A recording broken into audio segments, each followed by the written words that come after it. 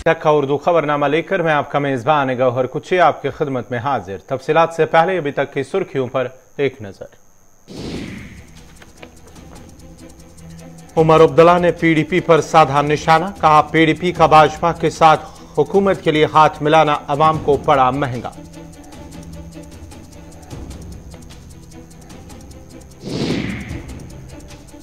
माहिरीन Omicron variant को खतरनाक दिया करार, श्रीनगर हवाई अड्डे पर टेस्टिंग अमल को तेज करने का तिबी माहिरीन का मशवरा, लोगों को प्रोटोकॉल पर सख्ती से करना होगा अमल।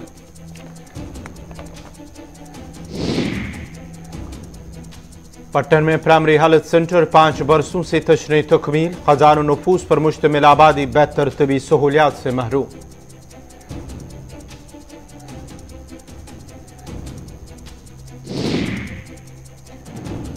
कंटिंजेंट पेड वर्करों का श्रीनगर में एहतजाज, हुकाम के खिलाफ की नाराबाजी, मुस्तकिली की दोहराई मांग।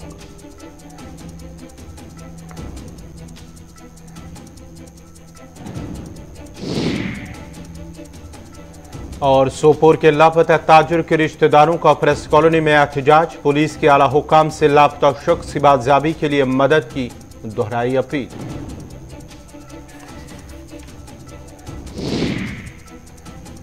और अब पेश है खबरों की तफसील। जम्मू कश्मीर इंतजामिया ने आज कश्मीर के तमाम सरकारी और निजी तस्लीम शुदा स्कूलों और जम्मू के सरमाया इलाकों के लिए मौसम सरमा की तातीलात का ऐलान किया है। स्कूल एजुकेशन डिपार्टमेंट के प्रिंसिपल सेक्रेटरी विश्वजीत कुमार सिंह ने कहा है कि 8वीं जमात तक के स्कूलों में 6 दिसंबर से 28 फरवरी तक मौसम सरमा की तातीलात होंगी, जबकि 9वीं से 12वीं जमात तक की क्लासों में 13 दिसंबर से 28 फरवरी तक छुट्टियां होंगी। सरकारी और निजी शोबे दोनों को मौसम सरमा की तातीलात के लिए इदारे बंद करने से पहले अपने जारी ऑनलाइन इम्तिहानात मुकम्मल करने की इजाजत दी गई है।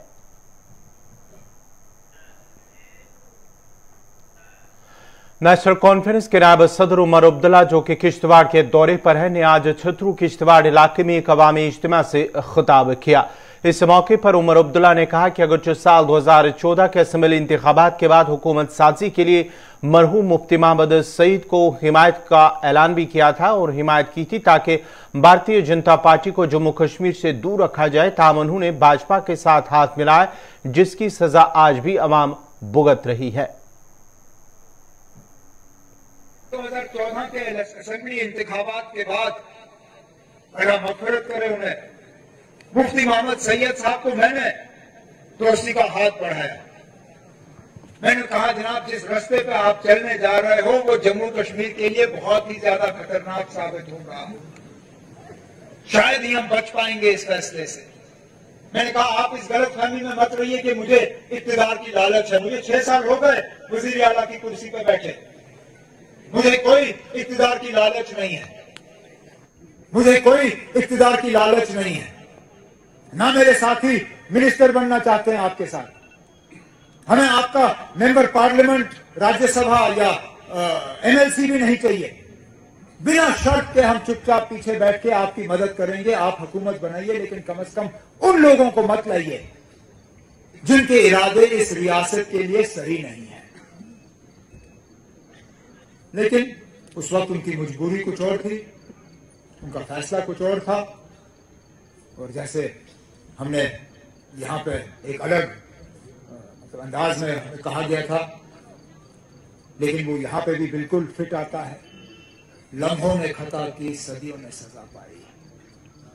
अब उस एक फैसले का हम कब तक सजा भुगतेंगे समझ में नहीं आता, क्योंकि कोई भी हमसे की गई बात जो है वो सच साबित नहीं होती।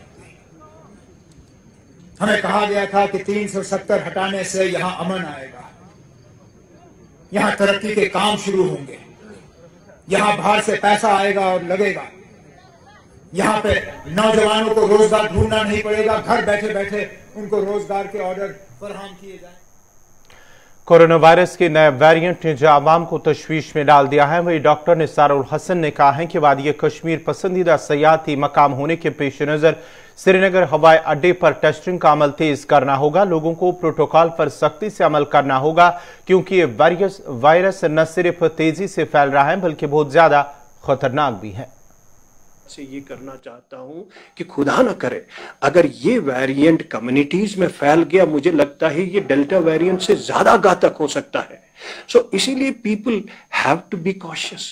पहला ये है कि ये कश्मीर के हवाले से जो है it is an international favourite international tourist destination.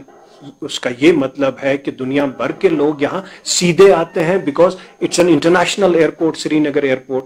तो इसीलिए मैंने एक एडवाइजरी जारी की है कि यहाँ पे स्क्रीनिंग एनहांस करो एयरपोर्ट्स पे, और न सिर्फ एयरपोर्ट्स पे लेकिन कम्युनिटी में भी जितने भी पॉजिटिव केसेस हैं, क्योंकि पॉजिटिव केसेस की तादाद कई दिनों से बढ़ रही।